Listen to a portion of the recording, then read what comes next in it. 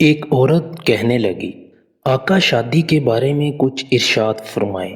اور اس نے یہ کہتے ہوئے جواب دیا کہ تم نے اکٹھے جنم لیا تھا اور تم کچھ عرصہ تک اکٹھے رہو گے، اور تم حتیٰ کہ خدا کی خاموش یادداشت میں بھی اکٹھے رہو گے، لیکن اپنے اکٹھے پن کے درمیان کچھ خالی جگہ بھی چھوڑو اور آسمان کی ہواؤں کو اس جگہ پر رقص کرنے دو۔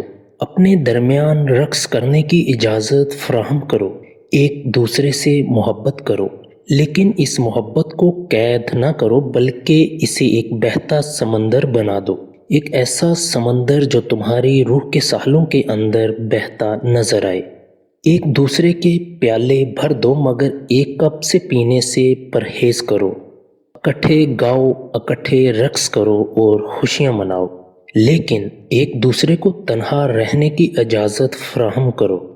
اگرچہ گٹار کی تاریں ایک دوسرے سے جدا جدا ہوتی ہیں، لیکن ان میں ایک ہی موسیقی کے ساتھ ارتعاش پیدا ہوتا ہے۔ اپنے دل کے دروازے ایک دوسرے کے لیے کھول دو، لیکن اپنے دل ایک دوسرے کی نگرانی میں ہرگز نہ دو۔